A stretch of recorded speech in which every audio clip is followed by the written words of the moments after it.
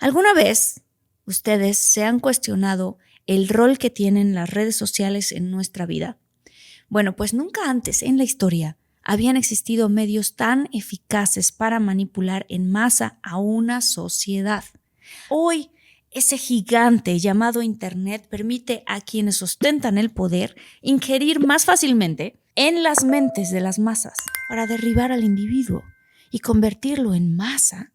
Hay un elemento más que el poder utiliza para aumentar la posibilidad de una psicosis totalitaria, que es aislar a los individuos y perturbar sus interacciones sociales en nombre de un bien común.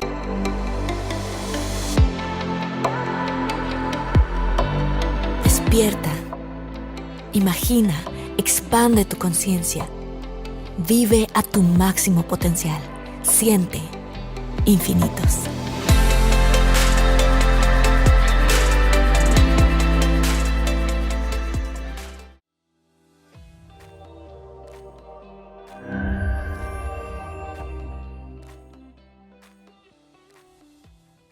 Si le diste clic a este episodio, ya sea en podcast o en YouTube, seguramente dijimos algo así como nos están manipulando y entonces la respuesta es sí y aquí acaba el episodio, muchas gracias.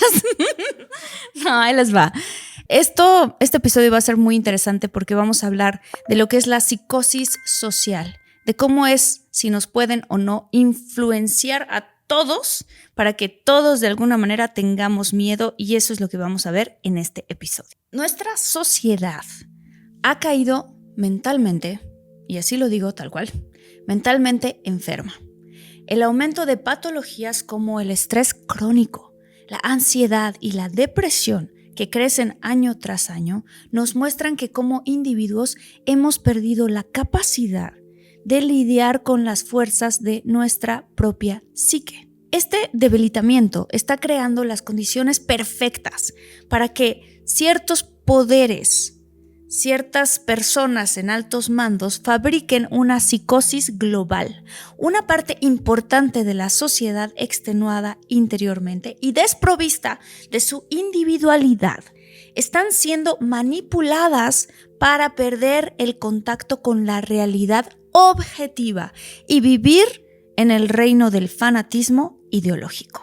Y es que lo estamos viendo día con día, y yo les invito a que se pregunten sobre esto, pero aquí lo vamos a aclarar en este episodio. Nuestra plenitud psicológica está bajo asedio y nuestros lazos humanos se están fragmentando, pero no todo está perdido. Nosotros podemos escapar de este delirio individual y al mismo tiempo deshacer el engaño colectivo. Y esto es lo que vamos a explorar en este episodio. Vamos a ver cómo se fabricó este artificio colectivo de forma sutil y silenciosa, explorando las técnicas de manipulación psicológica que el poder y los personajes inmersos en él utilizan cada vez más y con más fuerza. Además, veremos cómo generar más conciencia y explorar qué podemos hacer como individuos para recuperar la cordura y la lucidez en un mundo que sufre de una enajenación a escala masiva. Yo soy Marta Gareda y esto es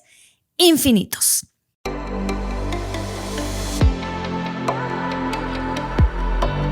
Despierta, imagina, expande tu conciencia, vive a tu máximo potencial, siente infinitos.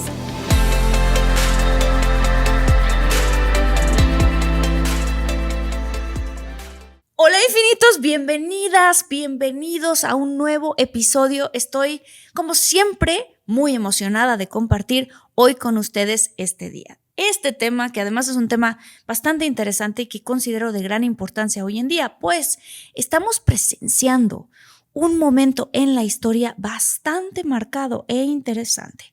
Yo diría que estamos en un punto crucial en el que podemos generar un cambio de paradigma muy potente si lo hacemos en conciencia y desde el corazón. Por eso es que me encanta este canal, este podcast, porque así vamos despertando todos juntos. Entonces, aunque todavía no empiezo bien a fondo el episodio, te agradezco tu like. Vamos a romper el algoritmo, vamos a ayudar nosotros usando el sistema para que esta información le llegue a más y más gente y ayudemos entre nosotros a este despertar. Así que bueno, yo espero que lo disfruten mucho. Vamos a comenzar con una pregunta, y esta es una pregunta bastante controversial, y es: ¿cómo nuestra sociedad cayó mentalmente enferma? ¿Alguna vez ustedes se han cuestionado el rol que tienen las redes sociales en nuestra vida? Bueno, pues nunca antes en la historia habían existido medios tan eficaces para manipular en masa a una sociedad. Además de los medios de comunicación tradicionales como la televisión, como el radio y como la prensa, hoy ese gigante llamado Internet permite a quienes ostentan el poder ingerir más fácilmente en las mentes de las masas. El objetivo es claro: la creación de un sistema totalitario donde el poder, habiendo centralizado todos los aspectos de la sociedad, obtiene un control absoluto. Es decir, que nada se escape a su dominio y que no exista oposición a esta tiranía. Sin embargo, pues obviamente el poder no puede lograr esto sin la colaboración de los individuos, ¿cierto? O sea, deben ser los individuos quienes voluntariamente decidan renunciar a sus derechos y a sus libertades. Y la única forma eficaz de lograr que algo así suceda es que esos mismos individuos pierdan su individualidad y se adhieran a una mentalidad de grupo. ¿Les suena familiar esto? Pregunto. ¿Qué tal los estereotipos de belleza en Instagram o esta idea de homogeneización que permea el inconsciente colectivo constantemente? Bueno, pues ahí está. Poco a poco nos van implantando que nos tenemos que ver iguales. No es algo que sea nuevo, pero algo que quizá no se ha hecho consciente del todo. Por ello, es importante hablarlo y ponerlo sobre la mesa. ¿Ok? Lo estamos haciendo aquí en el canal. Ahora, una vez que este proceso se haya consumado, los individuos no solamente van a estar dispuestos a perder su libertad, y puedes perder tu libertad por miedo, algo que se pone en la sociedad como una amenaza, que a todos nos da pavor, y entonces decimos: te entrego mis libertades con tal de que me des una manera de estar a salvo. Ahora, fíjate bien, una vez que este proceso se haya consumado, los individuos no solamente estarán dispuestos a perder sus libertades, sino que le suplicarán al gobierno que se las arrebate. ¿Qué tal esto, Hasta me da como escalofríos. Imagínense qué tan cegados debemos estar como para suplicar que nos quiten la libertad. Y no lo digo para juzgar, sino lo digo para que todos despertemos y evitemos esta situación. Para explicar cómo es que planean hacer esto los gobiernos y las tecnocracias, quiero decirte que existen 3 aspectos psicogénicos que logran esto de forma muy eficaz. 3 claves que el poder utiliza una y otra vez para manipular al individuo y aplastar su voluntad y además convertirlo en masa aborregada. Y estos 3 gatillos son el miedo, la confusión y el deseo de seguridad, que además deben dispararse en una secuencia muy concreta. Just Merleau, autor del libro The Rape of the Mind, que traduciríamos como la violación de la mente, afirma que mientras que el miedo prepara a la población para la mentira, el uso de la propaganda difunde desinformación y promueve la confusión con respecto a la fuente de las amenazas o la naturaleza de la crisis, ayudando a romper las mentes de las masas. ¿Qué loco es esto? Pero es el origen de la psicosis. Es siempre un grave problema, siempre una amenaza tan peligrosa que suscita niveles de miedo y tensión social insostenibles. Cabe mencionar que el gobierno o los que están en el poder fabrican este problema de forma oportunista, interviniendo psicológicamente en los individuos para inducir temor frente a un peligro inminente. Y después agita ese problema utilizando un bombardeo de propaganda de los medios de comunicación diseñado para confundir a las personas. Y así pues, los medios de comunicación usados por el poder ofrecen información contradictoria, incluso falsa o sin sentido, que lleva a un estado de confusión porque el individuo no puede abordarla de una manera racional y adaptativa, lo cual aumenta la susceptibilidad al miedo y a la indignación. La lógica se puede enfrentar con lógica, mientras que la ilógica confunde a quienes piensan de forma correcta. Y mientras la gente todavía está buscando un contraargumento razonable a la primera mentira, los totalitarios pueden agredirlos con otra mentira. Además, la forma de presentar esta información es exactamente, ¿cómo lo voy a decir? Es muy particular. Mierlu lo llama ondas de terror y se trata de etapas donde la tensión aumenta exponencialmente, seguidas de pequeños periodos de calma, lo que poco a poco va destruyendo la moral del individuo. En el momento de máxima tensión y confusión, el poder presenta la solución a ese terrible peligro y la posición como única, escucha bien, como única alternativa. Algo como, ¿es esto o nada? ¿Les suena familiar? Muy bien. El individuo, habiendo estado expuesto a estas ondas de terror y rendido ya al empuje de la masa, que cree que solo hay un camino para la solución del conflicto que el mismo gobierno, la misma gente puso, entonces le suplica al gobierno que implemente esa única solución para que de esa forma su seguridad pueda quedar garantizada. Sin embargo, el gobierno o el poder no puede ejecutar esa solución. Para poder hacerlo necesita adquirir más poder. Una nueva ley o incluso una nueva constitución que le permitan hacer lo que antes no podía a costa de la restricción o eliminación de ciertos derechos individuales. ¿Qué tal, Choqueante, ¿no?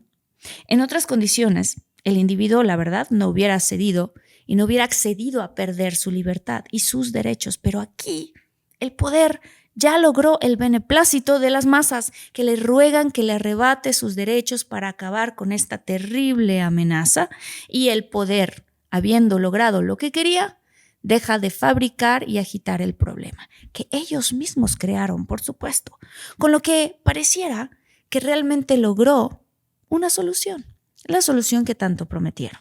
La calma entonces regresa, los individuos ya no son tan libres, pero se liberaron del miedo y recuperaron su sensación de seguridad. El coste, en forma de pérdidas de derechos y libertades individuales, fue elevado, pero la masa lo celebra. Misión cumplida, hasta que el ciclo se vuelve a repetir de nuevo con otra amenaza, fabricada otra vez por el poder, que pone en marcha la hipnosis global a través de los medios de comunicación manipulativos y la intervención psicológica. En caso de que este proceso no sea suficiente para derribar al individuo y convertirlo en masa, hay un elemento más que el poder utiliza para aumentar la posibilidad de una psicosis totalitaria, que es, escuchen, aislar a los individuos y perturbar sus interacciones sociales en nombre de un bien común. En ese sentido, un individuo solo y sin interacciones normales, con amigos, familiares y compañeros de trabajo, se vuelve todavía más susceptible a delirios. En primer lugar, se pierde el contacto con la fuerza correctiva del ejemplo positivo, algo que sucede en muchas otras especies de mamíferos.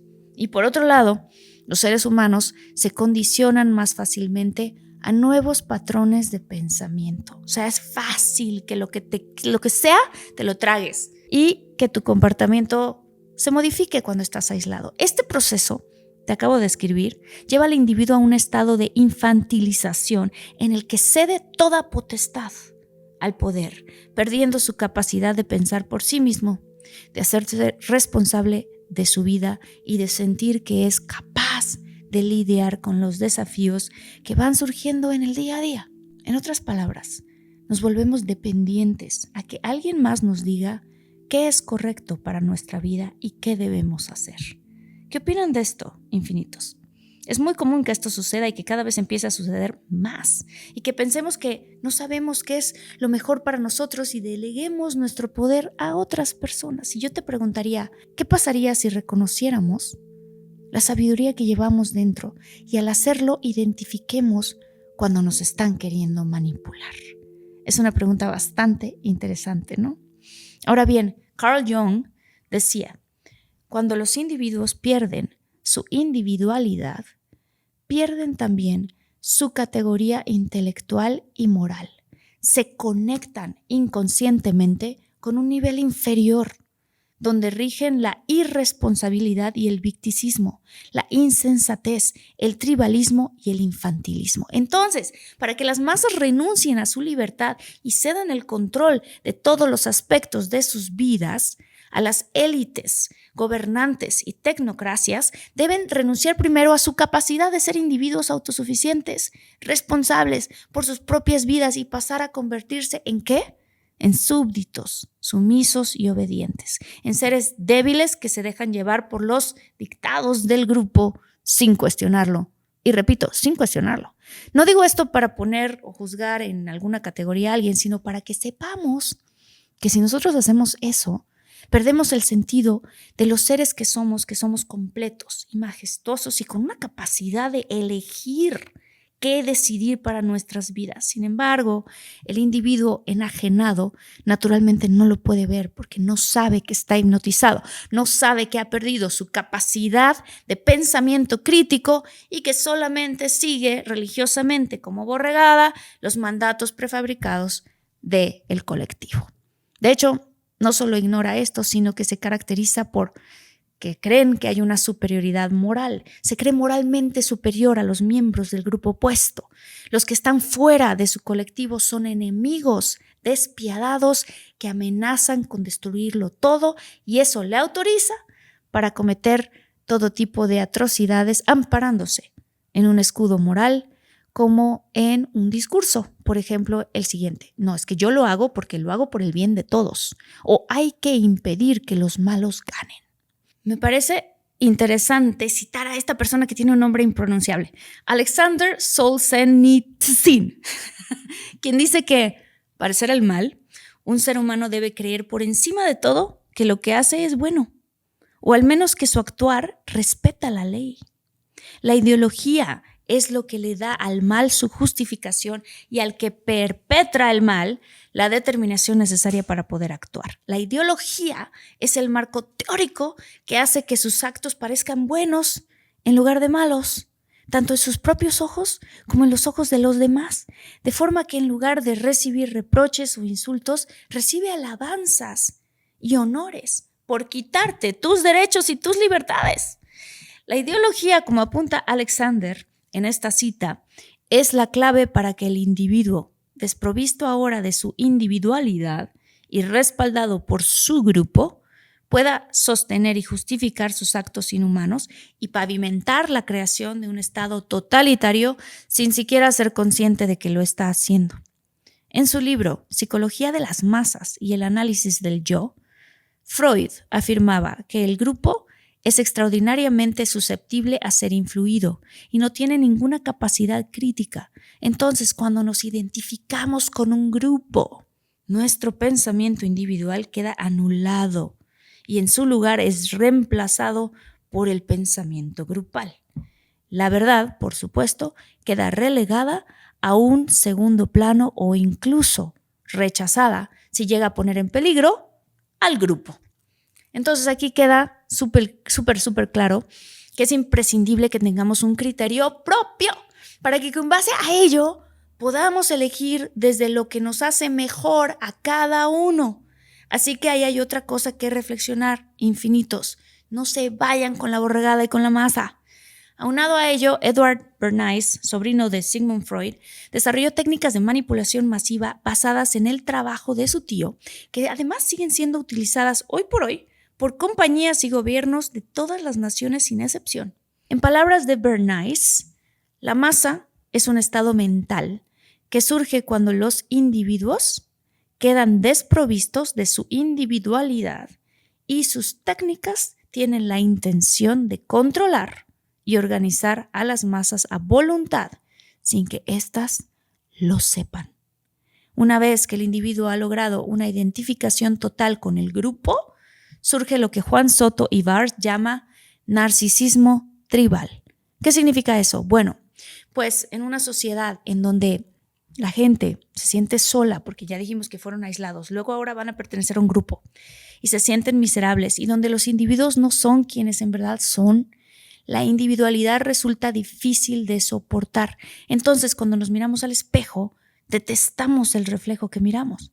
Pero si en cambio nos miramos en el espejo del grupo, la cosa cambia de repente, ya no vemos nuestros defectos individuales, sino que vemos las supuestas virtudes de nuestro grupo. Entonces ya no importa que nos vaya fatal en nuestra relación de pareja, que odiemos nuestro trabajo, que psicológicamente estemos deshechos o que nuestras adicciones, por ejemplo, a la pornografía, bueno, todo el mundo lo hace.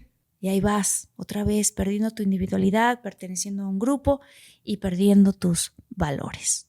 Entonces, como para resumir un poco rápidamente, ¿qué es la agenda, digámoslo así? La agenda es que nosotros perdamos nuestra individualidad, que nosotros ya no pensemos por nosotros mismos, que no cuestionemos. Por eso está pues tanta lucha con la libertad de expresión.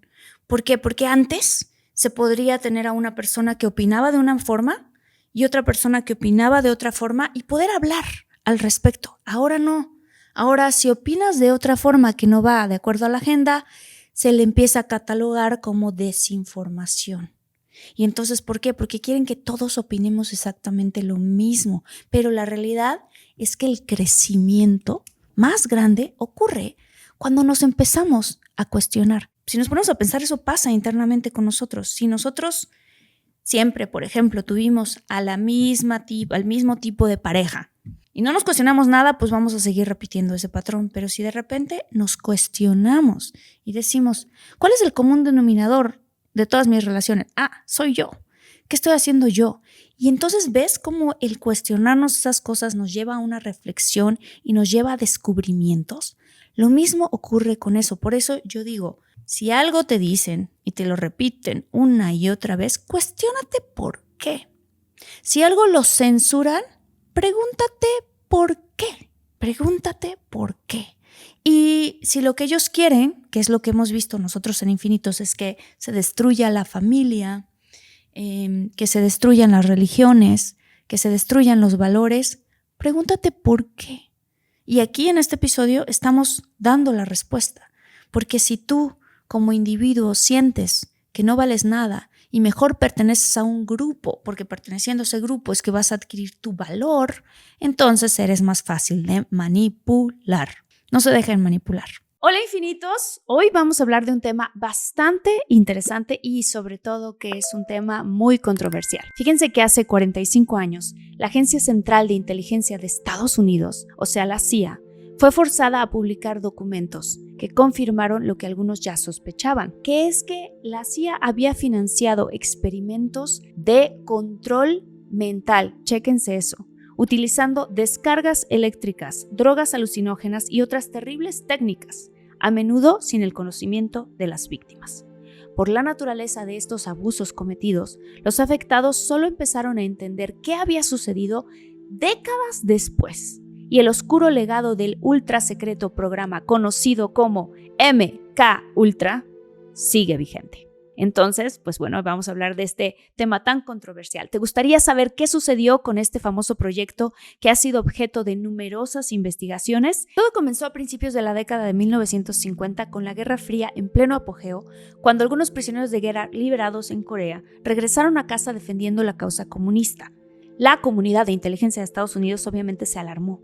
Aterrorizada de que los soviéticos y los chinos hubieran desarrollado técnicas de control mental y de que sus agentes o los prisioneros de guerra pudieran revelar información, la recién formada CIA asignó $25 millones para experimentos psiquiátricos en seres humanos. La idea era tratar de descubrir cómo interrogar a las personas y debilitarlas, y también cómo proteger a su personal de estas técnicas, le explicó a BBC Witness el psiquiatra Harvey M. Weinstein, autor de Padre, Hijo y la CIA.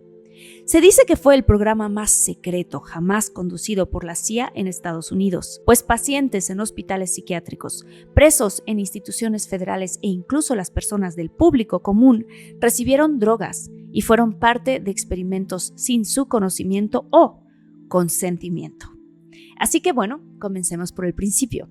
Los proyectos iniciales de MK Ultra incluyeron la operación Midnight Climax, en la que establecieron lo que llamaban casas de seguridad, donde llevaban nombres a los que sin advertirles, personas, les daban LSD para que los científicos de la CIA pudieran estudiarlos, generalmente detrás de un espejo bidireccional. Otra práctica común era organizar y observar fiestas inducidas por LSD con música en vivo. Esas fiestas se llamaban pruebas de ácido, y la cultura que surgió de ellas jugó un papel clave en el desarrollo de los movimientos hippies y psicodélicos unos años más tarde. Pero algunos de los experimentos más nocivos ocurrieron en el Allen Memorial Institute en Montreal, un hospital psiquiátrico de Canadá, donde las mentes de un número aún desconocido de pacientes fueron sistemáticamente destruidas. Fíjense lo que les voy a contar. Un dato muy interesante es que en este hospital, conocido como el Allen, estaba bajo la dirección del entonces escocés estadounidense Donald Owen Cameron, quien era considerado como uno de los psiquiatras más eminentes del mundo. Y bueno, pues evidentemente yo les quiero platicar la historia de esta persona, de Lou, el padre del psiquiatra Harvey Weinstein, quien estuvo un tiempo en el hospital Allen y quiso que fuera su hijo quien lo tratara cuando comenzó a sufrir ataques de pánico. Bueno, pues ante esto Harvey expresó lo siguiente: pasaron cosas terribles y hasta que salieron a la luz los documentos del MK Ultra, nunca había podido entender la transformación que sufrió. Y bueno, pues es que lo que se dice es que Lou era un hombre sociable como cualquier otra persona a quien le encantaba cantar y dirigía un negocio. Sin embargo, emergió del Allen como una sombra. Su vida y su familia completamente destruidas. Y no fue el único, fueron cientos. He aquí algunos testimonios. Lana Pointing recuerda: tenía problemas con mis padres y decidieron internarme en el Allen. No tenía idea de lo que pasaba allí. Yo tenía 16 años. Cuando mi familia volvió a recogerme, yo literalmente parecía como un zombie. Ni siquiera sabía quiénes eran ellos. ¿Qué ocurrió entonces? Que la CIA se había acercado a Cameron, el director del Allen, 3 años después de lanzar MK Ultra a través de la Sociedad para la Investigación de la Ecología Humana, una de sus organizaciones fachada a través de la cual canalizaban dinero. Lo alentó a solicitar una subvención y desde enero de 1957 hasta septiembre del 60, la agencia le entregó al psiquiatra $600,000, equivalente a más de 10 millones de pesos en la actualidad. Cameron era un destacado defensor de un nuevo enfoque científico del cerebro, según el cual la mente era como una computadora que se podía reprogramar borrando memorias y reconstruyendo la psique por completo. Para ello, había que reducir a los pacientes a un estado psicológico infantil en el que los médicos podían aprovechar la vulnerabilidad cognitiva de la persona. Al empezar de cero, se podía reestructurar la mente y plantar ideas en la memoria de un individuo sin que éste se diera cuenta de que no eran memorias originales. ¿Recuerdan la película The Bourne Identity? Haz de cuenta como eso. Ahora bien, ¿qué método terrorífico usaban dentro del Allen? A los pacientes que llegaban al instituto por problemas menores, como por ejemplo trastornos de ansiedad o depresión posparto, los ingresaban así simplemente al dormitorio, donde se les inducía a un coma químico durante días o incluso meses. Luego eran desestructurados mediante terapia electroconvulsiva de una potencia y frecuencia más alta que las que jamás se hayan usado antes, para reducirlos a un estado vegetal, del cual se recuperarían a un estado mental más saludable, según la teoría de Cameron. Hoy quiero platicarles que la vida es más grande con la primera Toyota Grand Highlander. Ustedes que nos están escuchando, ¿qué hacen en el coche cuando van en familia, camino a la escuela o camino al trabajo? Yo creo que es básico viajar en familia con estilo. La verdad, con su silueta elegante de punta a punta, este vehículo familiar no parece un vehículo familiar. La primera Toyota Grand Highlander fue diseñada para satisfacer y sobrepasar las necesidades de sus pasajeros. Ningún detalle, por más pequeño que parezca, fue pasado por alto. Además, combina perfecto espacio, estilo, confort y tecnología. Por eso, la primera Grand Highlander cumple sus promesas y más. Descubre más en toyota.com/español/Grand Highlander. Lana Sowich dio un testimonio a BBC Real sobre su padre, quien era un hombre sano y atlético de 27 años, que fue a Lalan para que le trataran el asma. Ella comentó: mi padre recibió 54 tratamientos de electrochoque de alto voltaje seguidos de 54 convulsiones de gran mal, pérdida de conciencia y contracciones musculares violentas. Después de 27 días de electrochoques, dijeron que estaban desanimados porque aún tenía vínculos con su vida anterior, pues seguía pidiendo él ver a su esposa. Relata Julie Tani, cuyo padre también fue puesto en el programa. Decidieron darle más tratamientos de electrochoque y ponerlo a dormir otros 30 días. Sin su consentimiento o conocimiento, los pacientes fueron tratados a la fuerza con grandes dosis de drogas, LSD, PSP y otras. Como parte de ese régimen de reprogramación que Cameron denominó conducción psíquica, los obligaban a escuchar mensajes cíclicos grabados a través de auriculares, cascos o altavoces, a veces instalados dentro de la almohada del paciente hasta 20 horas al día, ya sea que estuvieran dormidos o despiertos. Algunos eran negativos, como «mi madre me odia», otros daban instrucciones «debes portarte mejor», y los registros muestran que los repetían hasta 500,000 de veces por sesión. Imagínense eso. Es espantoso y atroz lo que hacían con las personas porque las estaban completamente reprogramando. La investigación de Cameron también involucró, obviamente, privación sensorial extrema, suficiente, dice el psiquiatra Harvey Weinstein, para provocar psicosis en cualquier persona. Así que bueno, Harvey declaró: mi padre estaba en una especie de celda con sus manos cubiertas para que no pudiera sentir absolutamente nada, en la oscuridad, para que no pudiera ver absolutamente nada y con un ruido constante, por lo que no podía escuchar nada. Básicamente, aislado de toda sensación normal. Lou Weinstein llegó a estar mantenido en ese estado durante 2 meses enteros. Harvey tenía 12 años cuando Lou entró por primera vez en el Allen Memorial Institute.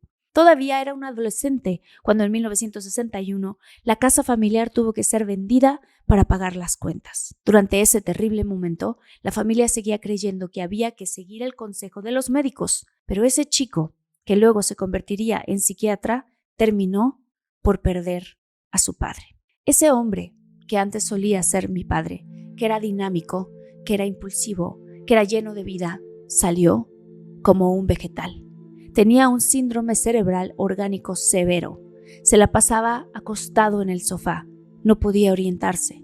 Su personalidad estaba totalmente destruida y a veces no sabía dónde estaba. ¿Qué tal, ¿Qué opinan de este proyecto tan atroz conducido por la CIA? Sin embargo, todos estos proyectos han servido de bastante investigación para poder generar psicosis colectiva que a veces nos pueden poner hoy en día en la televisión, en el internet, en las redes sociales. Muchos de estos pacientes regresaron a sus hogares en un estado infantil y requirieron capacitación para recuperar la continencia y las habilidades para ir al baño. Engañados acerca de las intenciones, acerca de los objetivos y los métodos del tratamiento, cargaron con las secuelas por el resto de sus vidas. Este programa tan peligroso y tan llamado como el MK Ultra se redujo en 1964, pero no se detuvo, sino hasta 1973, cuando algunas de las pruebas de sus actividades fueron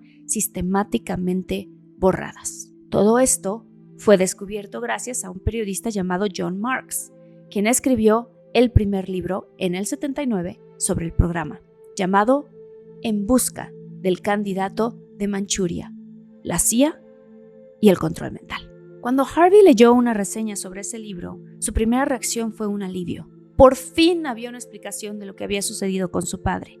Pero este alivio pronto se tornó en ira, rabia contra el médico que habían llevado esa ignominia a Alan, rabia contra la CIA por experimentar con personas sin su consentimiento.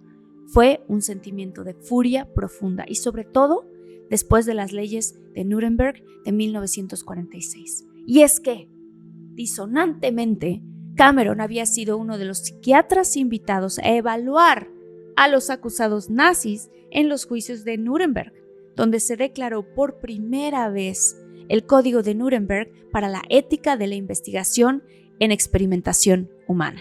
En el juicio de médicos de los juicios de Nuremberg, los doctores nazis fueron condenados por realizar experimentos médicos sin el consentimiento de los sujetos. ¿Y cómo terminó el proyecto MKUltra? Tras la revelación, hubo audiencias en el Congreso en Estados Unidos a mediados de los años 70 y la CIA finalmente admitió que este programa existía, que probablemente no era lo correcto, pero fingieron inocencia. No obstante, afirma un gran historiador, Tom O'Neill, la CIA sabía que estaba rompiendo todas las leyes morales, éticas y legales al hacer estos experimentos. A pesar de un interés marginal en el tema en la cultura popular, la mayoría de los sobrevivientes sufrieron en silencio, llevándose su trauma a la tumba. Pero con los documentos liberados, otras víctimas que de los experimentos o de las secuelas en sus seres cercanos como Harvey pudieron reconstruir lo acontecido. Me presentaron al Dr. Cameron y no lo recuerdo en absoluto. Le contó a la BBC Linda McDonald, quien fue internada cuando apenas tenía solamente 26 años y sufría de depresión. Me diagnosticaron esquizofrenia. Lo descubrí leyendo mi archivo 20 años después y me dieron todos esos tratamientos de choque electroconvulsivo y megadosis de drogas y LSD y todo eso. No tengo memoria de nada de eso, ni del tiempo en el Alan, ni nada de mi vida anterior a eso. Todo completamente se fue. Bueno, pues ahora algunos sobrevivientes que no han recibido, por supuesto, ninguna disculpa formal o compensación, presentaron una demanda colectiva contra las instituciones que consideran responsables. Y así que se dice que el proyecto MKUltra ha sido uno de los más atroces, usando como justificación razones militares y políticas. Hay testimonios que dicen seguir tomando medicamentos por lo que les pasó estando ahí adentro. Y si bien los historiadores y sobrevivientes han expuesto lo que se sabe de lo sucedido al mundo, aún se desconoce mucho sobre su alcance y su impacto más amplio, puesto que obviamente a los altos mandos y al gobierno estadounidense no les conviene nada que se sepa más de la cuenta. Sin embargo, muchos de estos elementos que se aprendieron a través de la experimentación del MKUltra se han utilizado como propaganda para programarnos una y otra vez. Por ejemplo, hace muchos años, las noticias solamente pasaban a un cierto horario. Ahora, cuando hay una mala noticia, te la pasan una y otra vez, repitiendo todo el día en la televisión. Estas personas saben cómo lograr una psicosis colectiva, saben cómo meterte miedo, saben cómo hacerle para reprogramarte y para que pienses que lo que está sucediendo allá afuera sea todavía más y más y más grave. ¿Para qué? Para que tú sientas que no tienes el control, que no tienes ningún poder y que entonces te toca obedecer las reglas y seguir al pie de la letra las soluciones de los problemas que ellos mismos ocasionan y las soluciones que ellos mismos ponen a esos mismos problemas. Cuando tú repites algo una y otra vez y con un ritmo una y otra vez, tienes acceso al subconsciente y empiezas a programar. John Lennon lo que hacía era grabar su música, pero colocar frases al revés que no fueran tan fáciles de digerir en el consciente, pero que tu subconsciente sí lo cogiera completico. Y John Lennon lo sabía hacer, Paul McCartney lo sabía hacer. Hay muchas personas de mucho poder que realmente pueden llegar a ser sociópatas, que no tienen empatía y que ven las cosas más como una cuestión de poder, más que de dinero, más que de una cuestión de manipulación, más que cualquier otra cosa. ¿Quiénes son esas personas? ¿Cuál es su agenda? ¿Y de qué manera la están implementando hoy en día? Infinitos, tengo un tema que va a ser un poco fuerte, pero que me parece que es muy interesante abordar. Y es que hace poco estaba teniendo yo una conversación con alguien donde me decía, ¿tú has notado que hay ciertos rituales que se hacen en ciertos conciertos, que hay ciertas cosas que se van haciendo y que al parecer no son necesariamente tan positivos o tan buenos, que hay secretos y cosas escondidas detrás de canciones. Total que nos lanzamos en esta conversación y después me ocurrió que fui a un concierto con una prima mía y paso por paso lo que esta persona me había dicho que iba a ocurrir en ese concierto, que son señales de un ritual, empezaron a ocurrir en el concierto y yo no lo podía creer. Entonces me quedé tanto en shock y recordé que tenemos nosotros a un amigo de Infinitos, que es Julio Andrés Morales Gómez, que él tiene precisamente un canal que se llama Musicalmente Paranormal, donde analiza los secretos de la música desde una perspectiva diferente, informativa, creativa y diferente, pero con un sentido de investigación profundo que tiene más que ver con lo paranormal, de cierta manera. Julio, bienvenido al canal, bienvenido al podcast. ¿Cómo estás? Hola Marta, muy buenas tardes, noches, días, a la hora que nos estén viendo. Muchas gracias por invitarme, muy contento de volver a compartir este espacio contigo, con toda tu audiencia. Y bueno, pues acá estamos y por favor sigan Infinitos, compartan el capítulo, déjenos un comentario porque esto también permite que la comunidad siga creciendo y también síganos en Musicalmente Paranormal. Muchas gracias, Julio. Fíjate que evidentemente yo estoy muy verde en este tema, apenas se me están empezando a abrir los ojos con ciertas cosas, me dio mucha curiosidad y por eso estás aquí. Entonces te quiero preguntar, de las cosas que tú has investigado profundamente y que sabes, ¿cuáles son las cosas más impactantes y más claras? O sea, ayúdanos a quitarnos ese velo de los ojos de la manera en la que tú creas que sea más conveniente hablando de este tema. Pues fíjate que al final la música es el instrumento perfecto para poder transitar mensajes de diferentes cosas, ya sea temas políticos, económicos, sociales, cortinas de humo, por supuesto, para no mostrar lo que está sucediendo realmente en nuestra sociedad. Fíjate que el tema del control mental en músicos o estos glitch que le suceden a muchos, no solamente músicos, sino personas de la farándula, presentadores, deportistas, obedece a un comportamiento, si lo quieres llamar normal, que se da desde las élites hacia abajo. Esto inicia justamente finales del siglo XIX con Aleister Crowley, donde a través de sus tratados, a través del hermetismo, a través de la magia, cogen mucho de esta información y empiezan a volverlo partícipe frente a proyectos del control mental, que va desde el MK Ultra, luego el proyecto Monarca, que es el que estamos viendo hoy por hoy, y que ha atravesado diferentes fases de investigación, como lo fue el Paperclip o el Bluebeard. La comunicación, los medios de comunicación es el cuarto poder. Y ahí tú puedes empezar a montar diferentes temáticas para que las personas a través del subconsciente vayan teniendo y vayan recibiendo esta información.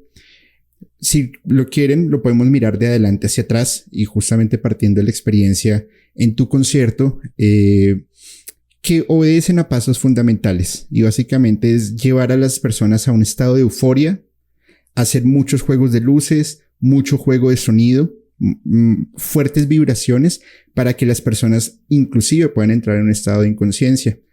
Otras llegan a desarrollar, a sacar inclusive su alter ego para empezar a recibir esa información y poderla digerir de forma más fácil.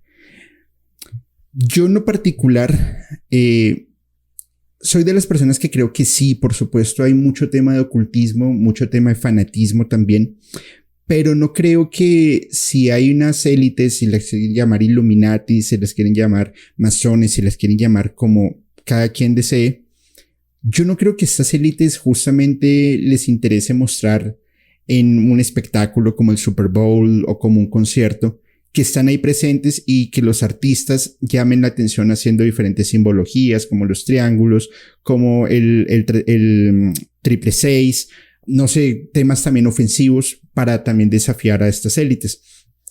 Si yo fuese la cabeza de la élite, lo último que a mí me interesaría es que me descubrieran.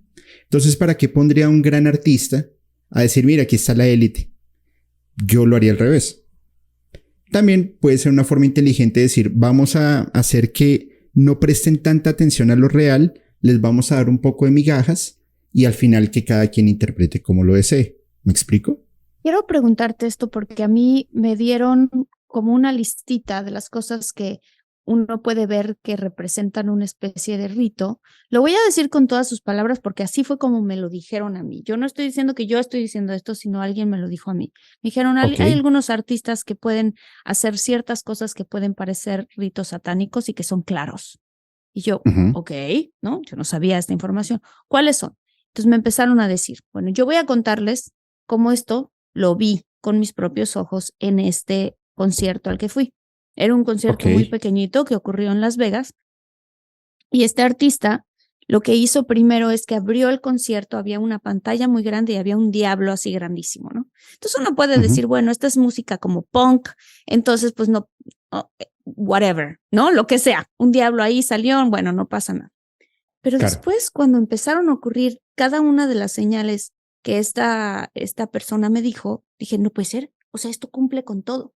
Lo siguiente que ocurrió es que generó como que se hiciera un círculo y me dijo, Ujú. cuando la gente pone círculos es que inicias el círculo del ritual. Y yo, bueno, puede ser una coreografía, es coincidencia, ¿en cuántas coreografías en el mundo no se hace un círculo, no? Me dijo, tú Ujú. vas a notar en algún punto que de alguna manera van a poner una estrella de 5 picos. Esta persona tenía una como especie de morralito, bolsita, que tenía la estrella de 5 picos. Entonces la tuvo todo el tiempo en todo su concierto, ¿ok?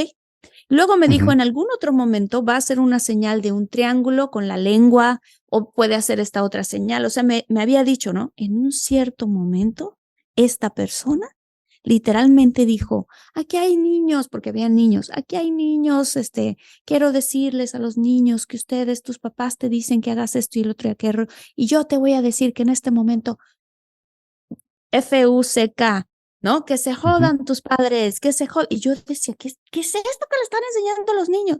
Y de repente, acérquense, ¿dónde están los niños del escenario? Empiezan a acercarlos y él agarra y hace el símbolo de una especie como de pirámide con Ajá, los así es. dedos y luego saca la lengua y yo así de, ¿qué está haciendo? ¿Qué está haciendo? Bueno, en otro momento en el piso se transformó como de cuadritos blancos y negros, que ahorita te quiero preguntar, no sé qué significa eso, pero me acuerdo que la persona me dijo, esto también puede pasar.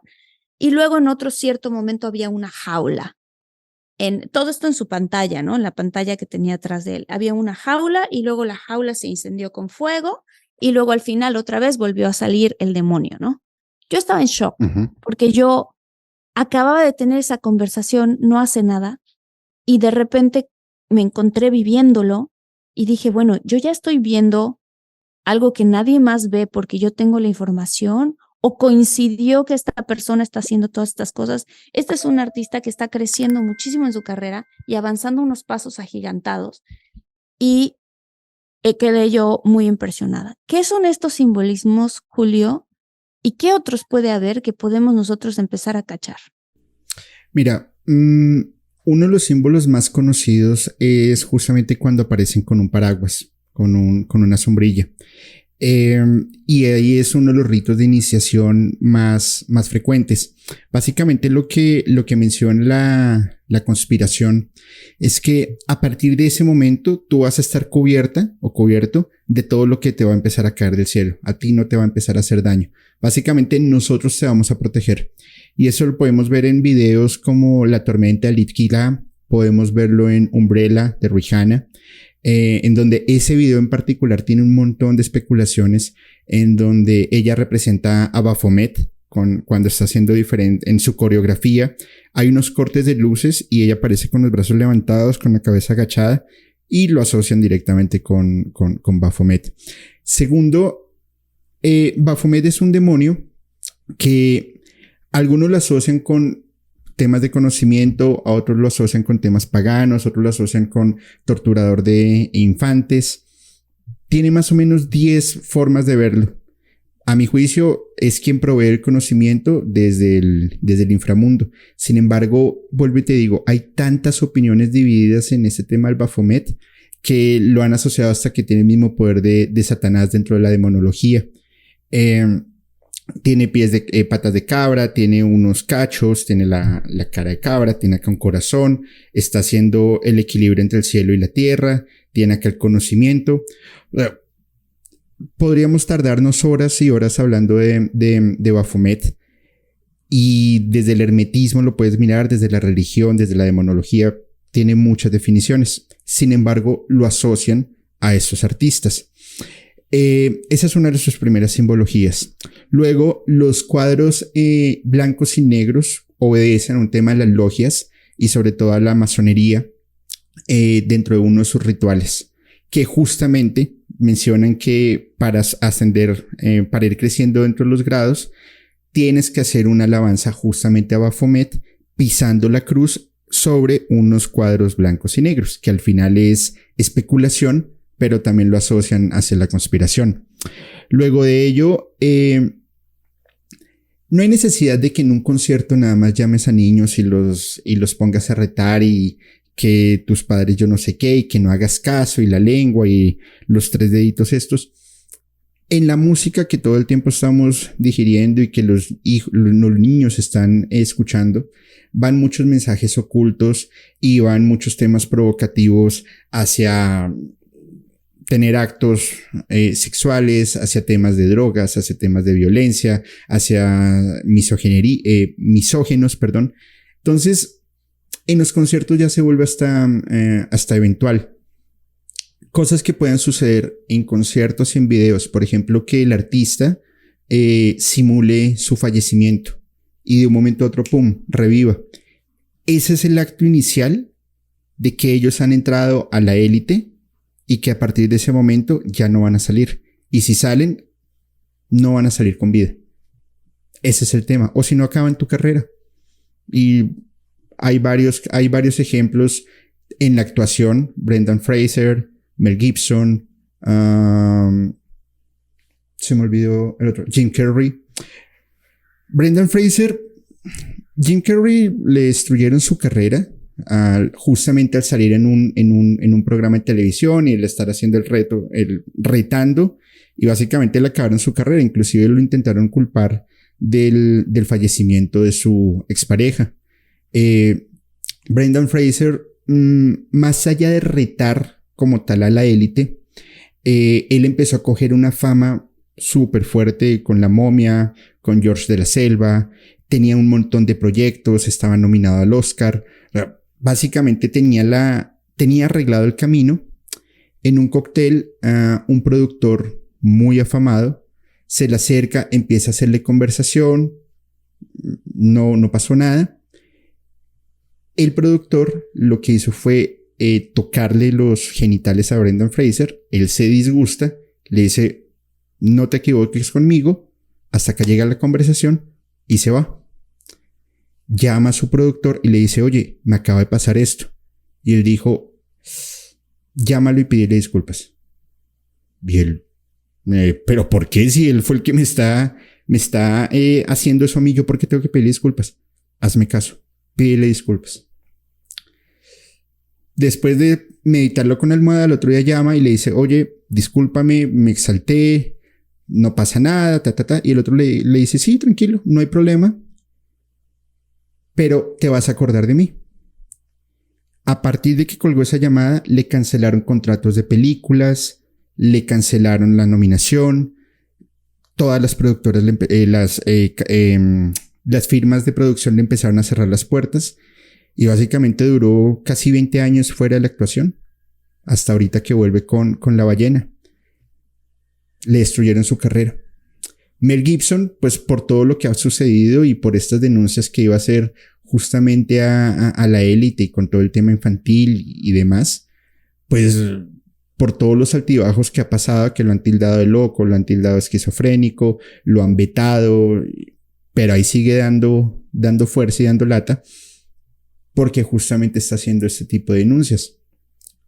Entonces, si tú no te acoplas y no cumples los contratos que a ti te dan, pues simplemente ya no existes.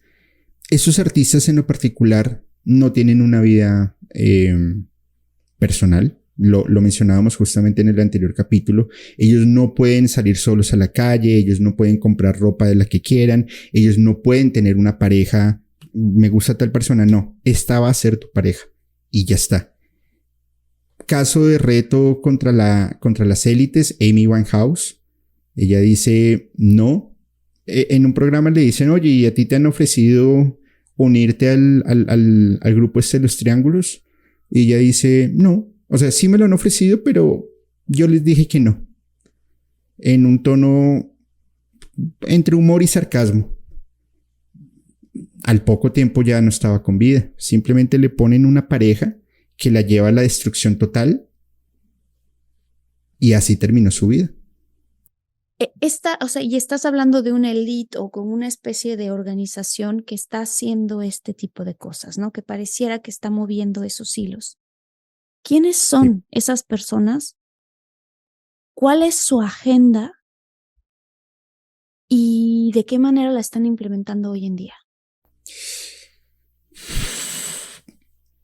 Cada pregunta es más difícil que la anterior, porque a ciencia cierta no hay una definición. Yo lo veo así.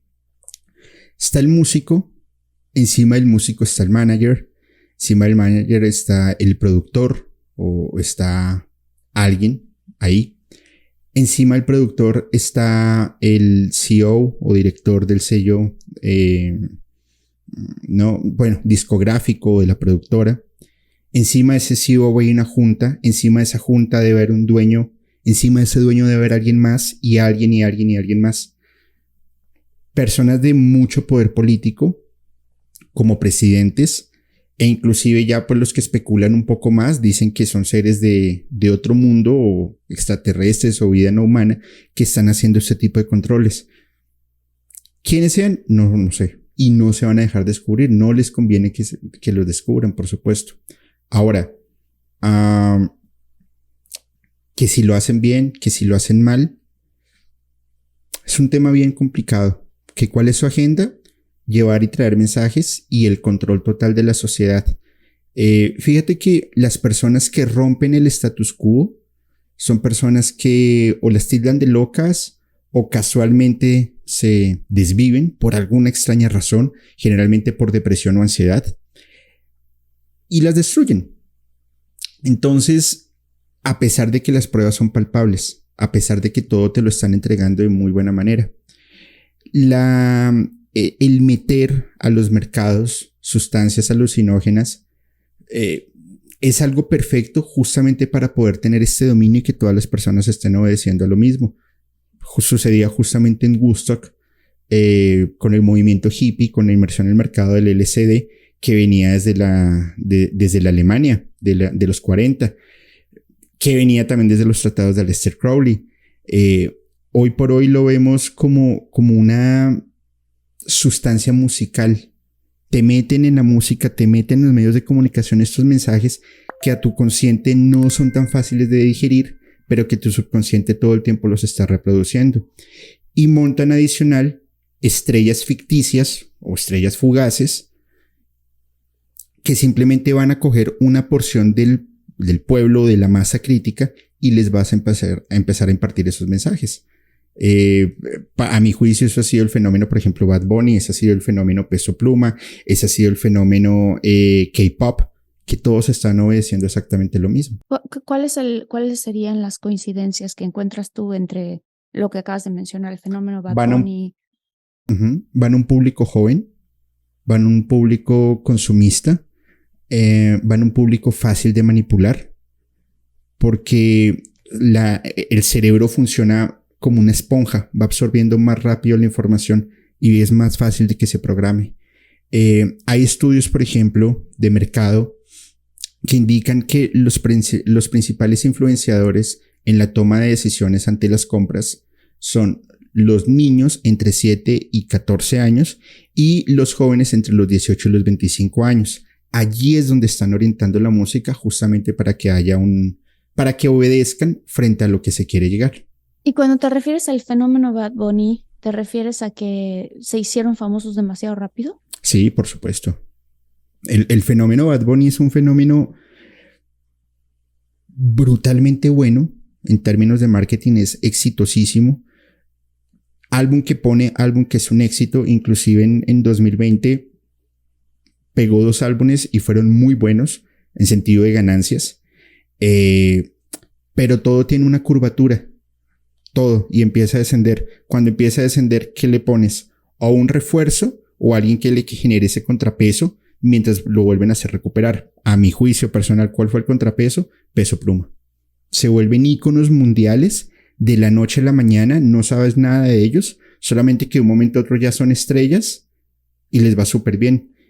Y todos los disqueras, emisoras, plataformas ponen a sonar tanto sus temas que a la gente le quedan gustando y lo vuelven parte de sí. Es un fenómeno bastante ganador. ¿No será, Julio? Digo, aquí voy a ponerme ahora sí que mi sombrero de, pues, actriz, de productora, de eso. ¿No será que entonces, que quizás más bien, porque también hay gente que puede pensarlo, es, a ver, son personas que tienen un gran manager, que ese manager tiene muchísimos contactos con todas estas personas, que a lo mejor ayudó a que la carrera de otras crecieran y entonces están juntando a Bad Bunny voy a decir cualquier cosa, ¿no? Pero a Bad Bunny Claro. con Rihanna, pero entonces ahora juntamos a Bad Bunny con Shakira, pero entonces ahora juntamos a Bad Bunny, ¿no?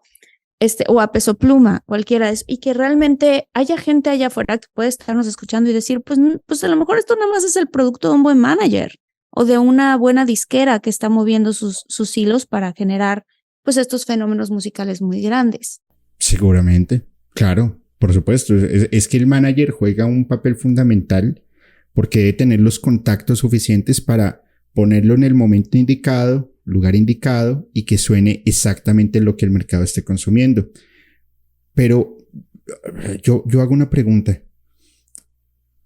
Tantos artistas ultra mega talentosos que hay, no solamente músicos, actores, productores, gente audiovisual, gente que hace trabajos magníficos y que no han podido crecer porque llegan justamente a esa barrera donde no eres consumible.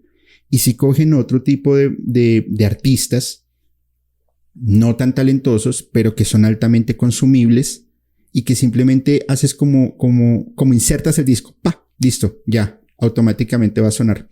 ¿Tú crees que alguien no va a tener el control, el poder de decisión de decir, sí, este debe sonar? Exacto, claro. Dentro de la actuación es más de un recorrido. Tú empiezas haciendo papeles pequeños y vas creciendo y te haces un espacio entre una competencia enorme. Y yo creo, pues lo digo con todo el respeto, yo creo que ese fue tu caso. Y el caso de muchos actores. Y hay gente muy buena que lo está intentando hacer, pero que se encuentra con una competencia enorme en todas las partes del mundo. Pero lo logran en algunos casos, si das con un buen manager y si haces bien tu trabajo. Pero ¿tú cuántos años llevas en esto? No, pues 20 y pico. Imagínate. ¿Cuánto lleva Peso Pluma? ¿2 no años? Sé, 2. Ajá, quizás. ¿Cuánto lleva Bad Bunny? Creo que es de 2018, 5 años. Y mira el crecimiento tan grande que tiene. Si yo veo, por ejemplo, Shakira, que Shakira canta desde que yo tengo uso de razón, más de 30 años, y hoy por hoy Bad Bunny es más grande. O sea, es que a mí me parece impresionante lo que hace en ese sentido del marketing. Es exagerado. Unos dicen que lo hace él mismo. Yo la verdad lo dudo. Pero alguien debe decir, sí, déjenlo. Porque para algo nos está sirviendo.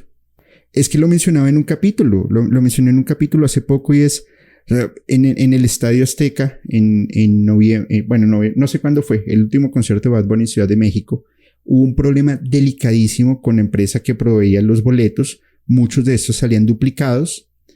Y básicamente toda la boletería se había vendido y media hora antes del concierto el estadio no estaba ni al 50% y la gente afuera como loca porque no podía entrar.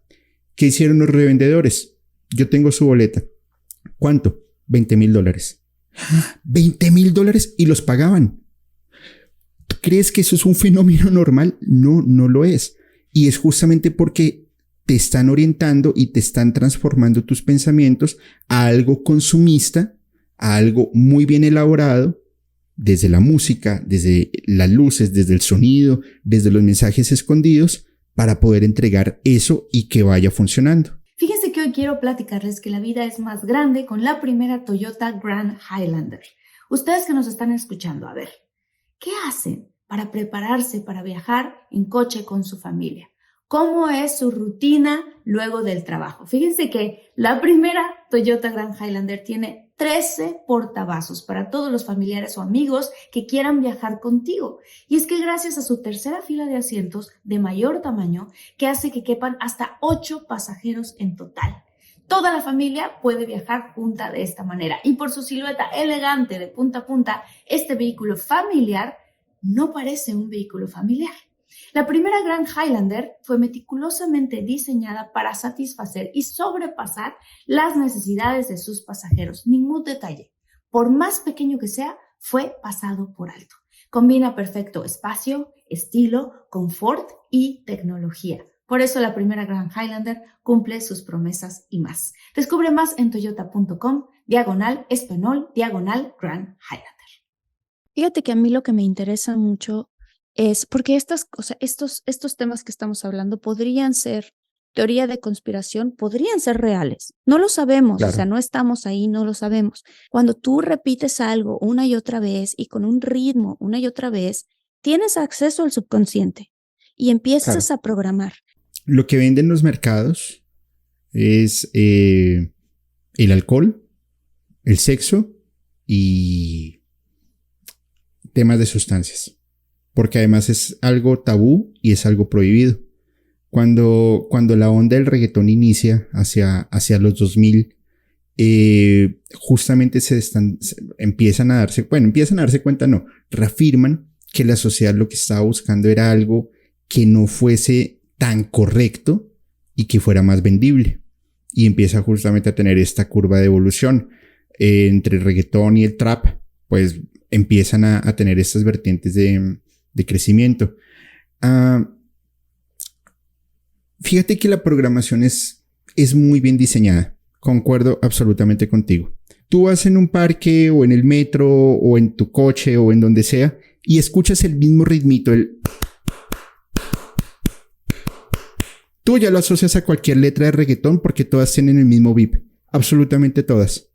Y lo primero que se te viene es lo que más está sonando en el mercado, que es justamente lo que tú decías, que si las tiene así, que si lo tiene así, que te coge así, que te dice así, esto y lo otro, de una vez ya lo asocias. Pero el truco no está en las letras, el truco está en el ritmo. El ritmo es lo que hace que tu cerebro empiece a tener estos estados o acceder a tu subconsciente o hacer una programación o inclusive acceder a tu propio alter ego y ahí empiezan a dar los mensajes. ¿Cómo los dan? Hay un montón de formas. Por ejemplo, hay un ejercicio de esto se desarrolló inicialmente en Francia y lo que ellos intentaban hacer era coger diferentes sonidos y ponerlos en desorden. Por ejemplo, coger el sonido de una campana, ¡pring! Apenas esa campana empieza a sonar, tú sabes que es una campana, tu cerebro lo asocia a una campana. Entonces lo que ellos hicieron fue empezar a cortar por partes y colocarlo en desorden. Tu cerebro no sabía con qué asociar ese sonido. Se volvía tan vulnerable que podían meterte otro sonido encima y crear algo nuevo. Básicamente eso lo hacen, pero con letras en desorden para que tu cerebro se vaya programando y empiecen a adquirir esos mensajes. Eso se llama música concreta. Y esto empieza en Francia. Yo te hago una pregunta y les hago una pregunta a todos y déjenos sus comentarios. ¿Ustedes creen que el reggaetón o el trap no tiene esta música concreta para entregarnos algún mensaje que a mi juicio es netamente consumista para que toda la masa, la gran masa crítica, obedezca algo? A mí me parece muy lógico. Interesante. Y está comprobado además. Está comprobado. Claro, John Lennon lo hacía. John Lennon inclusive dijo, me encantaría. John Lennon lo que hacía era grabar su música, pero colocar frases al revés que no fueran tan fáciles de digerir en el consciente, pero que tu subconsciente sí lo cogiera completico. Eso empieza nuevamente desde Aleister Crowley, proyecto del MK Ultra, Woodstock, y John Lennon lo sabía hacer, Paul McCartney lo sabía hacer. Lo hacen en Rain, en la canción Rain de los Beatles, y John Lennon lo dijo, sí, o sea, me encantaría poder producir un álbum completamente al revés para ver cómo va a ser el comportamiento de las personas. Y casualmente le quitan la vida. Porque sabía cómo hacerlo. Se me hacen teorías conspirativas súper potentes, porque, Claro. bueno, pues también el caso Mel Gibson, ¿no? Que contabas, él mismo en una entrevista decía, yo cuando decidí hacer la película de La Pasión de Cristo, me eché a muchas personas encima. No, él no habla de que todo Hollywood, él no habla de que todo la industria, porque como en todas las industrias, y esto es algo que quiero yo decir, pues somos seres humanos y habrán seres humanos con buenas intenciones y habrán seres humanos con no buenas intenciones y habrán seres humanos manipuladores, y también existen los sociópatas del mundo, que eso es literalmente una enfermedad y una situación mental que existe. Claro. Entonces, hay muchas personas de mucho poder que realmente pueden llegar a ser sociópatas, que no tienen empatía y que ven las cosas más como una cuestión de poder, más que de dinero, más que una cuestión de manipulación, más que cualquier otra cosa. Él dice, bueno, yo voy a hacer esta película y lo que va a ocurrir de ahora en adelante es que pues efectivamente se me van a cerrar muchas puertas. Y yo pregunto, bueno, ¿por qué se le van a cerrar puertas? Si estás haciendo una película que promueve valores tan bonitos y tan importantes como los valores de Jesús, ¿no? Y cuando él le habla a Jim Caviezel y le dice, tú vas a ser el actor que te vas a quedar en esta película, también le dice, prepárate, porque es posible que ya no te quieran contratar. Claro. ¿Por qué, Julio? Pues básicamente estás personificando la barbarie humana ante pues uno de los personajes históricos más importantes en toda la historia de la humanidad, y lo estás mostrando de una manera tan cruel que de una u otra manera llega a incomodar a una de las élites más poderosas del mundo, que es el Vaticano y el mismo movimiento católico. Yo diría que parte de ahí. Ahora, que mostraba la representación del diablo, sobre todo cuando lo estaban cargando y él estaba haciendo su pasión, él no se puso a pedirle permiso a nadie, él simplemente lo hizo y lo mostró de una manera tan sangrienta, pues que llegó a incomodar. A mí esa película solamente la he visto una vez, no la volví a ver porque me pareció demasiado cruda. Pero justamente va a eso. Si tú no pides permiso para hacer algo y simplemente lo haces, pues ¿cuál es el resultado? Te empiezan a tildar de loco o que está mal porque estás rompiendo el status quo. Si Mel Gibson fuera, por ejemplo, en este caso del clero, si Mel Gibson fuera español o fuera inglés, seguramente no lo hubieran dejado hacer la película. Porque allá sí están muy arraigadas estas culturas católicas, están muy arraigadas las monarquías, son ultra mega conservadores, entonces lo frenan un poco más. Yo lo veo más como un reto. Lo interesante de todo esto es que al contrario, los católicos fueron a ver la película, los cristianos fueron a ver la película, el mismo Mel Gibson es católico. O sea, él lo que habla en sus entrevistas es que eran otras personas las que no querían que este tipo de mensajes salieran a la luz, porque mucha gente a través de ver esa película se convirtió. Entonces, él habla más bien como lo mismo que contabas tú que habla Jim Carrey, y como lo mismo que, ¿no?, que me imagino le pasó a Brendan Fraser, que es que empezó a hablar de ciertas élites que hacen cosas realmente muy oscuras y que les molesta que un contenido tan que te pueda convertir a una mejor persona esté allá afuera, porque va en contra de sus propias agendas. ¿Cuánto dinero en regalías le tuvo que haber dado Mel Gibson al clero católico por llevar al cine La Pasión de Cristo? Yo creo, voy a especular, que les dio 0 pesos. ¿Cuánto les dio Mel Gibson a élites que controlan Hollywood por llevar esta película La Pasión de Cristo? Porque, si mal no recuerdo, mucha de esta producción era independiente, no era la que se estaba utilizando generalmente en Hollywood. Ahí es donde yo digo, está rompiendo el status quo, no está siguiendo el orden que tú debes seguir para poder ejecutar un plan. A eso me refiero. Claro, no, te entiendo totalmente, es cierto. Y eso le acaba de pasar otra vez a Jim Caviezel con la película The Sound of Freedom. Literalmente le pasó y se fueron por otro camino que no era el caminito típico de esta película está producida por los mismos, sino que esta película fue producida por toda la gente que donó de poquito dinero. Y la hicieron y no la quisieron distribuir a grandes rasgos, no le quisieron dar propaganda. Y cuando toca un mensaje totalmente de despertar, de abrir los ojos, al contrario, bloqueémosla. Entonces, pues mira el impacto. Ahí es donde yo te pregunto. O sea, el manager, ok, puede estar de acuerdo.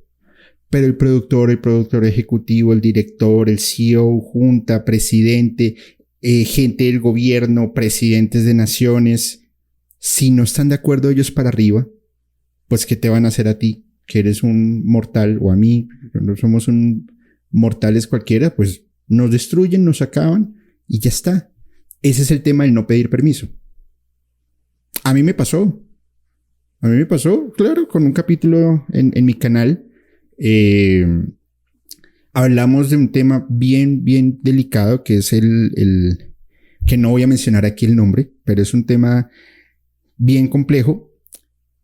El capítulo empezó a dispararse porque tocamos temas, mostramos fotos reales, fue un tema casi periodístico, muy bien investigado, y en cuestión de 2 días la plataforma me canceló el video y me mandaron un correo electrónico diciendo, la próxima te censuramos completamente. Y yo, pero si yo hasta ahora tengo 5,000, 3,000, 5,000 seguidores, ¿cómo? Así de fácil funciona. O sea, nos tienen tan bien vigilados a través de la comunicación y a través de algoritmos que cualquier persona que rompa ese status quo, censurada. Ya está. Estoy impresionada con lo que estás contando porque creo yo que algunas teorías de conspiración son realmente teorías de conspiración. O sea, voy a hablar, por ejemplo, yo personalmente no creo que la Tierra sea plana. Habrá mucha gente allá afuera tampoco. O poca gente que cree que es plana. No lo sé. Yo creo que no es plana. Creo que ahí la ciencia lo ha comprobado. Creo que los aviones, los cohetes, etcétera, ¿no? O sea, toda infraestructura satelital nos comprueba eso. Sin embargo, es una teoría de conspiración. Creo que hay otras teorías de conspiración que pueden tener no solamente un dejo de verdad, sino mucha verdad por detrás. Y lo que está bien interesante es cómo puedes distinguir cuál es real y cuál no es real, si al final de cuentas, creo yo que, pues también por el otro lado está esta parte que estás contando tú, ¿no? O sea, a lo mejor si te acercaste demasiado a la verdad, Julio, por eso, ¡pum!, te quitaron este video, ¿no? Seguramente. Ahí es donde se vuelve misterioso y hay muchas. El alunizaje de la NASA, si lo que pasó con John F. Kennedy, el 11S, el 11M, de por sí grupos que han sido, que están actuando en secreto en diferentes partes del mundo para generar desequilibrio político y generar invasiones, conspiración como la de Bob Marley, hay muchísimas. ¿Hasta qué punto serán ciertas o no? No lo sé. Yo cada vez que hablo de este tipo de temas que son tan controversiales, yo les digo siempre lo mismo, no me crean, por favor no me crean.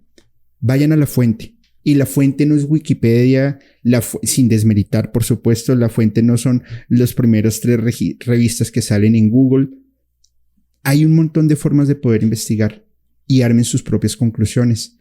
Pero el mundo está actuando de una manera tan extraña que la verdad yo prefiero que me llamen loco y saber que estoy loco O bueno, más bien, ¿qué es mejor?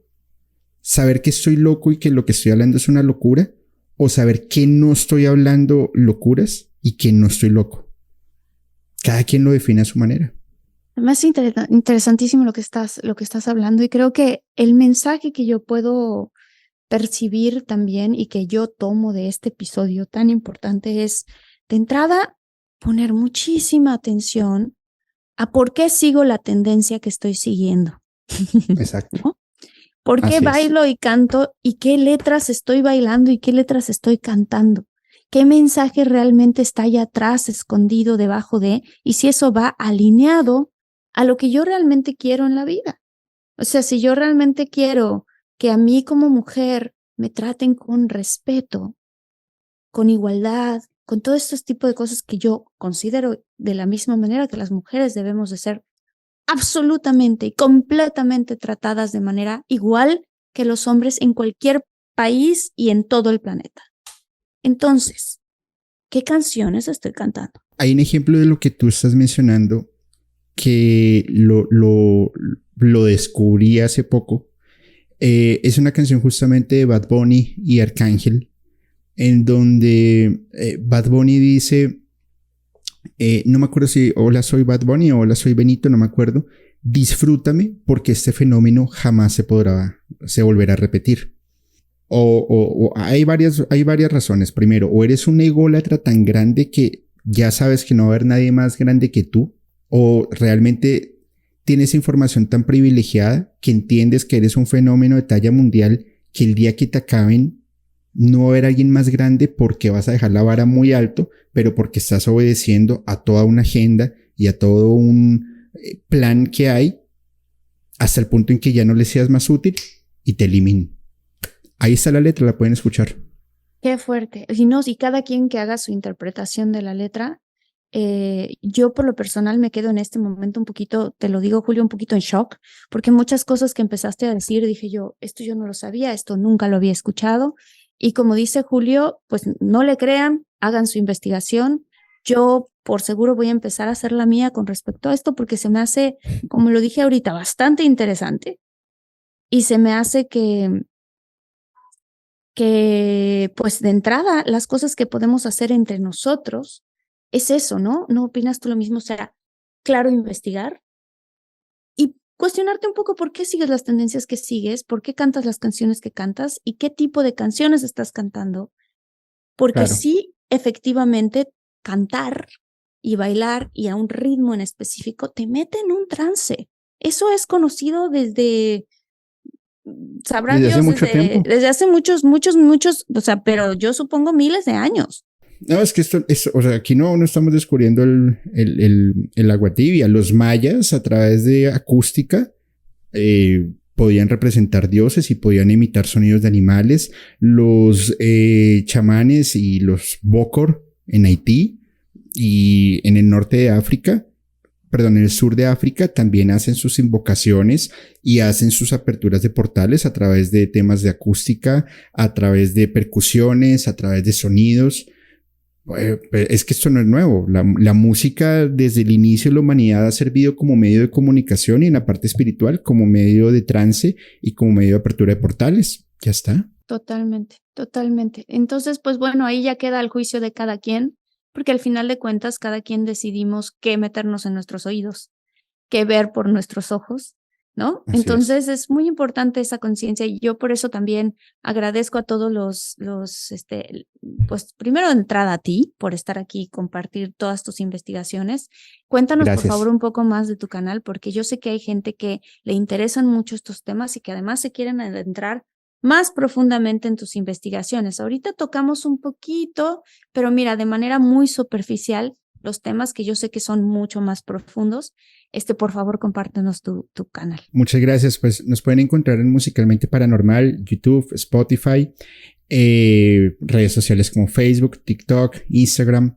Y básicamente Musicalmente se creó para ver, entender y percibir la música de manera diferente, haciendo recorridos por diferentes géneros: black metal, doom metal, rock, música protesta, norteña, salsa, pop, hablando también de conspiraciones en la música, hablando de esos hitos que marcaron la historia de la música y que fueron un referente en la humanidad. Cómo se relaciona la música con espiritualidad, cómo se relaciona con el satanismo, cómo se relaciona con la brujería. Hemos hablado hasta de música en el espacio, de cómo se representa, cómo las vibraciones de las estrellas generan música. Y ahí hemos hecho un recorrido bastante bonito. Y también estamos con como el hermano de Musicalmente, que se llama Despertar de una Nueva Conciencia, y es justamente por esta época que estamos atravesando y que estamos viviendo un confrontamiento espiritual, primero con nosotros mismos y luego con los demás, pues también cómo podemos ayudar a las personas a través de Kin Maya, firma galáctica, numerología, temas de genética, temas de ciencia, de metafísica, de música. Y bueno, estamos creciendo para que pasen y vean el canal y nos sigan acompañando también. Padrísimo, Julio. Muchísimas gracias. Y bueno, les dejo unos saludos muy especiales a ciertos infinitos de la comunidad que nos escriben, que están al pendiente. Norma Ibarra, saludos muy grandes. Edith Rodríguez, Marisa Gutiérrez, Lorena Flores, Daniela, Magnolia, muchísimas gracias por estar aquí. Si te gustó este contenido, tenemos más episodios con Julio. Los puedes encontrar aquí. De hecho, vamos a ponerlos por aquí o por acá. Y obviamente pues vayan a visitarlo a su canal. Muchas gracias, Julio. Gracias por invitarme y nos vemos muy pronto. Nos vemos muy pronto. Un abrazo. Bye. Bye.